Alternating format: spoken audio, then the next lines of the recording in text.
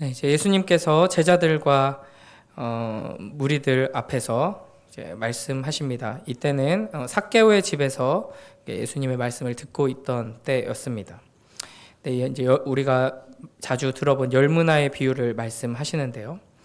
11절에서 이 열문화의 비유를 말씀하신 배경을 설명하십니다. 그러니까 이 비유의 의미를 파악하기 위해서는 어떤 배경 속에서 누구에게 어떤 메시지를 전하기 위해서 말씀하셨는가, 이걸 파악하는 것이 굉장히 중요한데요. 11절에 그 설명을 하고 있어서 이 비유는 해석하기가 아주 쉽습니다. 예수님께서 이 비유의 말씀을 전하신 이유는 그들이, 예수님의 말씀을 듣고 있는 이들이 하나님의 나라가 당장 이루어질 것처럼 생각하고 있었기 때문입니다. 지금 이 여리고에 있는 상황인데요. 여리고는 예루살렘으로 올라가는 관문과 같은 도시입니다. 그래서 많은 사람들이 예수님을 따라오면서 이제 예수님께서 여리고에 계시니까 곧 예루살렘으로 가실 거고, 예루살렘으로 가시면 영광스러운 하나님 나라가 당장 나타날 것이다 하고 기대하고 있었던 것입니다. 그러나 예수님께서는 이런 사람들의 잘못된 생각을 바로 잡으시려고 이 비유를 말씀하시는 것이죠.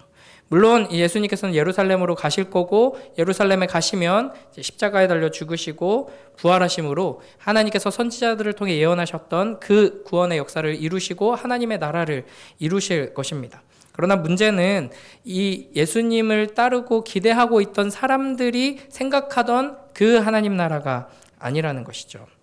사실 예수 그리스도의 오심으로 이미 하나님의 나라는 임해 있었습니다. 그리고 예수 그리스도의 십자가와 부활을 통해서 하나님의 나라의 온전한 토대가 마련되고 이제 결정적인 승리를 이루시는 것이죠. 하지만 완전한 영광과 능력으로 그 즉시 이 땅에 이루어지는 것은 아니었습니다.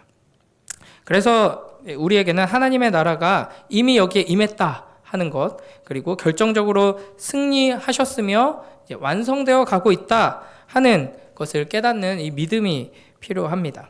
동시에 아직 온전하게 임한 것은 아니고 이제 그때까지 믿음으로 인내하며 기다려야 한다 하는 것을 우리가 알아야 합니다. 그래서 흔히 말하길 이미 그러나 아직의 믿음이 우리에게 필요한 것이죠. 12절부터 14절에서는 이 비유의 배경을 먼저 설명하십니다. 어떤 귀인이 왕위를 받기 위해서 먼 나라로 떠나면서 자신의 종 10명을 불러서 은화 10문화를 주면서 내가 돌아올 때까지 장사하라 라고 말합니다. 그런데 이제 그 백성들이 그를 미워해서 사자를 이제 뒤로 보내서 우리는 이 사람이 우리의 왕 되는 것을 원하지 않는다라고 하죠. 이 당시 사람들은 이 비유의 이야기를 딱 들었을 때 즉시 왕위를 받으러 이제 로마에 가는 헤롯과 같은 그런 분봉왕들의 행차를 생각했을 것입니다. 그리고 14절 말씀처럼 그들에게 통치권을 넘겨주는 것을 이제 반대하는 세력들이 또 이제 자기의 의견을 피력하는 그런 경우도 종종 있었다고 합니다. 그러니까 예수님께서는 실제 이 로마 황제에게 통치권을 인정받기 위해서 로마에 다녀오는 어떤 그런 분봉 왕들의 이야기를 통해서 이제 하나님 나라의 원리를 설명하고 계시는 것이죠. 이 비유 속에 등장하는 은화 단위인 문화는 이제 이 비슷한 비유에 등장하는 달란트에 비해서는 훨씬 작은 단위지만 그래도 보통 사람의 3개월치 품삯에 해당하는 돈이었습니다. 그런데 주인은 종들에게 이 돈을 주면서 뭐라고 명령하냐면 내가 돌아올 때까지 장사하라 라고 명령을 합니다. 이 주인이 굉장히 장사수완이 좋은 사람이어서 그 잠시 자리를 비우는 동안에도 어떻게든 이윤을 누리려는 그런 목적으로 명령했다기보다는 이제 자기가 왕이 될 거기 때문에 누구를 이제 나와 함께 이 통치에 참여시킬 것인가를 확인하기 위해서 내 명령에 신실하게 충성하는 그 사람을 확인하려는 목적이 있다고 볼 수 있습니다. 결국 예수님께서 이 비유를 통해서 가르치시는 것은 예수님께서 예루살렘에 가셔서 십자가에 달려 죽으시고 부활하시고 승천하실 것이며 그렇게 해서 하나님의 나라가 이루어지지만 재림하셔서 완성할 때까지 우리에게 기다림이 필요하다 하는 것입니다. 그래서 예수님께서는 예수님께서 온전히 다시 오실 동안에 이 사람이 비유 속에서 했던 것처럼 자신의 소유를 각각 맡기셔서 합당한 능력대로 직분을 감당하게 하시고 순종하며 일하게 하신다 하는 것입니다. 그러므로 우리는 이 예수님께서 승천하셔서 하늘에 계시는 동안 이제 맡겨주신 사명을 잘 감당해야 한다 하는 것을 생각해야 하는 것이죠. 하지만 이 과정 속에서는 큰 어려움이 따릅니다. 14절에 말하는 것처럼 이 귀인이 왕위를 받는 것을 거부하는 자들이 있습니다. 이 비유의 이야기를 쭉 들어보면 이 주인은 선하고 능력 있는 분인 것 같습니다. 그럼에도 불구하고 오해하는 종이 있고 반대하는 무리들이 있는 것이죠. 우리 주 예수 그리스도께서 다시 오시는 그날까지도 참된 왕이신 예수 그리스도를 거부하고 오해하고 또 공격하는 이들이 계속 있을 것입니다. 심지어는 그리스도의 다스리심을 거스르는 일들이 하나님의 일을 감당하고 있다는 하나님의 백성들 안에서도 있다는 것이죠. 우리는 이런 어려운 상황 속에서 주님의 말씀에 순종하여서 하나님의 나라를 확장하고 완성시키는 일을 감당하도록 부름받고 있다는 것입니다.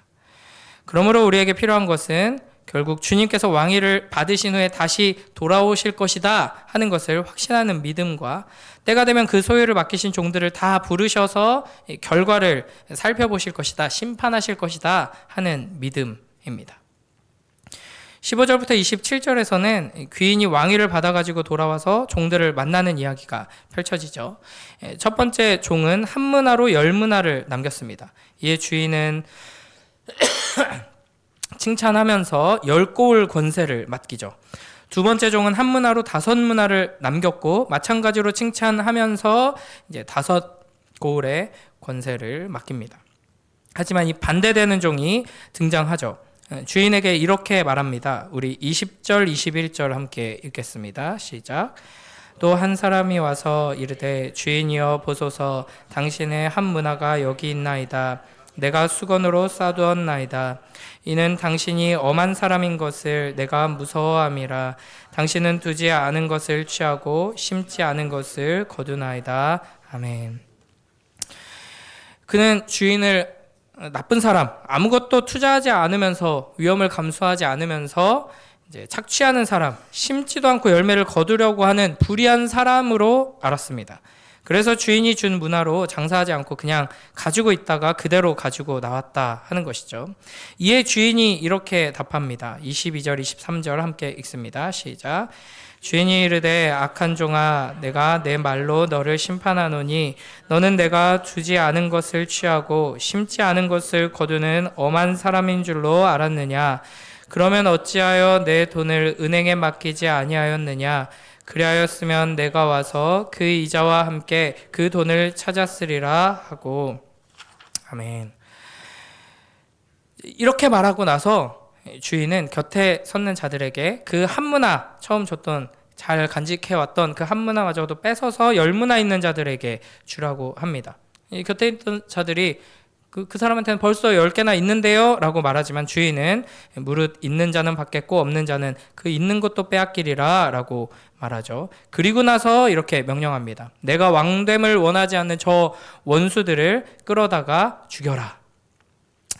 결국 이 문화를 받은 종들은 크게 두 부류로 나눠지게 됩니다. 주인의 명령에 순종해서 열매 맺은 사람, 그리고 주인의 명령에 순종하지 않아서 아무런 열매를 맺지 않은 사람. 잘 살펴보면 주인이 어떤 분이신지를 잘 알고 주인을 사랑하고 주인의 명령에 충성하는 신실한 사람들과 주인을 제대로 알지 못하고 두려워하고 미워해서 그 뜻을 무시하고 불순종한 사람, 이렇게 두 부류로 나눠지고요. 그 두 부류의 최후가 전혀 다르다는 것을 말씀하십니다. 충성된 종은 처음 맡겨주었던 한 문화, 3개월치 이제 그 품삯과는 비교할 수 없을 만큼 엄청난 가치를 지닌 고울의 권세, 10고울의 권세와 거기에 하나가 더해지고 또 5고울의 권세를 받게 됩니다. 그러나 불순종한 종은 받았던 것마저도 빼앗기고 죽임을 당하게 되는 것이죠.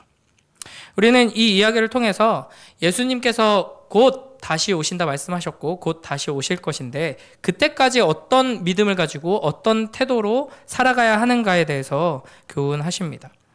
무엇보다 세 번째 종의 모습을 통해서 주님을 바르게 하는 것이 얼마나 중요한지를 생각해야 합니다. 그러니까 교회 안에 들어와서 속해서 하나님의 나라를 위해 이런저런 일들을 감당한다 하는 것 자체가 중요한 게 아니죠. 제일 중요한 것은 예수님께서 베풀어 주신 그 은혜를 경험하고 하나님의 사랑을 경험하는 것, 그래서 하나님이 어떤 분이신가를 하나님께서 우리에게 계시해 주신 대로 제대로 아는 것이 중요합니다. 그러니까 내가 생각하고 내가 원하고 내가 아는 대로만 계속 고정관념을 가지고 있으면 하나님의 말씀을 계속 듣고도 하나님을 알아가지는 못하고 하나님을 아는 지식이 자라나지 않고 그냥 내가 듣고 싶은 말만 골라서 듣죠. 그래서 오늘은 별로 은혜가 안 되네. 오늘은 뭔 소리인지 모르겠네. 이건 내가 듣고 싶은 그 얘기를 안 했다 이거죠. 그러니까 신앙생활을 오래 하지만 하나님을 아는 지식은 전혀 잘하지 않고 자기가 원래 생각하던 그 하나님만 계속 섬기는 겁니다. 그렇기 때문에 우리는 하나님을 하나님으로 알아가는 것, 하나님께서 우리에게 말씀하시는 대로 겸손히 듣고 순종하며 그 하나님을 경험하고 진정한 관계를 맺는 것이 굉장히 중요하다 하는 것이죠. 우리에게 가장 중요한 것은 그렇게 하나님을 바르게 알아서 우리의 마음이 하나님을 향한 사랑으로 충만케 되는 것입니다. 하나님께서 우리에게 이걸 해라 하지 말아라 명령하시고 금지하시고 때로는 우리를 징계하시고 하는 이 모든 것들이 결국에는 우리를 너무나도 사랑하셔서 우리를 하나님 품으로 이끌기 위해서 우리를 더 성숙하게 완성해서 영원하신 하나님과 영원한 사랑을 나눌 만큼 자라게 하기 위해서 하나님의 온 우주를 통치하시는 그 통치권을 함께 나누고 누리는 존재로 자라게 하기 위해서 이렇게 자꾸 말씀하시고 명령하시고 때로는 금지하시고 나의 계획을 꺾으시고 징계하시기도 하는구나 하는 것을 알아야지만 우리가 그 하나님의 말씀에 순종하면서 결국에는 하나님께서 우리에게 예비하신 그 축복과 놀라운 은혜를 영원히 누릴 수 있게 된다 하는 것입니다. 그래서 우리가 이 비유를 통해서 기억해야 할 첫 번째는 마지막 때를 살아가는 주님의 종들에게 가장 중요한 것은 하나님을 바르게 아는 것이다 입니다. 우리를 사랑하시는 주님을 인격적으로 만나고 말씀 가운데 하나님을 계속해서 만나고 알아가는 복된 우리 모두가 되길 주님의 이름으로 축복합니다. 이 비유를 왜 말씀하셨는가 우리가 시작하면서 살펴봤듯이 예수님께서는 지금 당장 눈앞에 하나님의 나라가 이루어질 것처럼 생각하는 기대하는 이들에게 이 비유를 말씀하고 계십니다.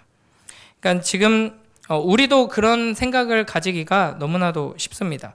지금 당장 하나님 나라가 완성되어야 한다. 지금 이 눈앞에 무언가가 문제가 해결되고 하나님의 나라 이 실체가 뭔가 계속해서 성장하고 완성되어야 한다.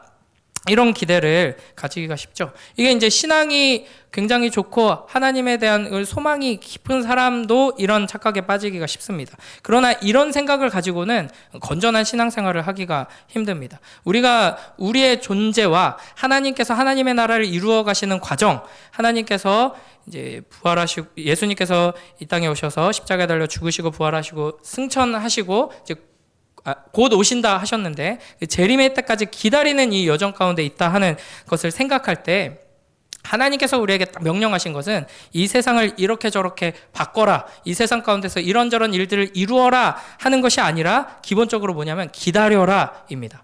내가 완성할 것이니까 너희는 기다려라. 그래서 하나님께서 우리에게 성경을 통해 하나님의 말씀을 통해 명령하시는 게 있죠. 그 명령이 무엇인가 10계명에 요약되어 있습니다. 그 10계명을 예수님께서 딱 두 가지로 요약하셨죠. 하나님 사랑, 이웃 사랑입니다. 그러니까 뭐 교인을 몇 명까지 늘려라, 이 땅에 악한 세력들이 있는데 그걸 다 물리치고 뭐 하나님만 높이는 막 거룩한 거의 천국과 비슷한 막 국가를 세워라, 뭐 사회를 뭐 회복시켜라, 이런 명령을 내리시는 것이 아니라 각 사람에게, 각 세력에게 여러 가지 사명들을 주시지만 궁극적으로는 하나님을 사랑하고 이웃을 사랑하라는 명령을 주시는 것이고요. 그런 점에서 우리의 존재의 가장 중요한 핵심은 무언가를 이루고 성취하는 존재가 아니라 사랑하는 존재라는 것을 잊지 말아야 합니다. 그렇기 때문에 우리는 인내하고 기다리고 묵묵히 순종하면서 충성하면서 예수님께서 완성하실 그 하나님의 나라를 기다리는 것이고요. 그런 우리의 모습을 통해 세상 사람들은 이 세상에 소망이 없구나. 우리가 아무리 모여가지고 열심히 노력하고 목숨을 걸고 이 사회를 어떻게 바꾸려고 한다고 해도 이 사회가 바뀌는 것은 아니고 주님께서 다시 오실 것을 기다려야 하는구나. 그걸 기다리는 자들은 내 목숨을 바쳐서까지 이웃을 사랑하는구나. 그것만이 소망이구나. 이걸 우리를 통해 깨닫게 되는 것입니다. 그러므로 우리는 이미 이곳에 임한 하나님 나라, 지금 바로 여기에 우리의 심령 가운데, 우리의 가정 안에, 우리의 믿음의 공동체 가운데 충만한 하나님의 나라를 믿음의 눈으로 바라보고 누리면서 오늘 하루의 나의 삶이 영원한 하나님 나라와 연결되어 있다는 그 믿음을 가지고 나아가야 하는 것입니다. 이 충성된 종들이 돌아온 왕에게 받았던 성읍, 이것은 이 열 문화와 비교하면 엄청나게 큰 것입니다. 이것은 단순히 엄청 큰 보상을 받았다 하는 의미를 넘어서서 왕의 통치에 참여하게 된다 하는 의미를 가지고 있습니다. 하나님께서 우리에게 이렇게 일하시는 것입니다. 우리에게 하나님께서 주신 사명과 목적은 온 우주를 통치하는 하나님의 그 통치에 함께 동참하는 것입니다. 하나님만큼 무한 영원 불변하시는 하나님만큼 거룩하여져서 그 하나님과 친밀하게 영원한 사랑의 관계를 나누며 온 우주를 통치하도록 너를 불렀다라고 하십니다. 그 믿음으로 우리가 이제 주님 앞에 서죠. 막 심장이 뜨거워집니다. 그런데 우리에게 명령하시는 것은 한 문화 정도 되는 이제 아주 작은 일들을 계속해서 명령하시는 것이죠. 이거 가지고 뭘 하라고요? 하고 우리는 실망하기 쉽지만 도대체 내가 이렇게 아침에 일찍 일어나가지고 출근하고 반복되는 일 하다가 또 퇴근하고 내가 아침에 일찍 일어나서 학교 가고 거기서 이거 하나님 나라랑 전혀 상관없어 보이는 수학 공부하고 국어 공부하고 시험 준비하고 시험 보고 대학 가고 취직하고 일하고 이게 도대체 무슨 하나님 나라와 연관이 있는 거죠? 라고 생각하기 쉽지만 하나님께서는 그 순종을 통해서 내가 영원한 하나님 나라를 이룰 거고 너를 결국에는 영원한 통치에 합당한 자로 자라게 할 거다라고 말씀하시는 것입니다. 그러므로 우리는 주님께서 다시 오시는 그날에 우리의 모든 충성을 보상하시고 이 세상의 모든 불순종을 심판하실 것이다 하는 것을 기억하면서 매일매일의 삶 속에서 작은 일들을 영원한 하나님 나라를 위한 일이다 하는 것을 기억하며 충성하며 주님과 동행하는 삶을 살아야 할 것입니다. 오늘 말씀을 마무리하면서 제가 베드로후서 3장 8절부터 14절 말씀을 세 번역으로 읽어드리도록 하겠습니다. 오늘 이 비유의 메시지를 기억하면서 한번 들어보시면 좋겠습니다. 베드로후서 3장 8절부터 14절 말씀입니다. 사랑하는 여러분, 이 한 가지만은 잊지 마십시오. 주님께는 하루가 1000년 같고 1000년이 하루 같습니다.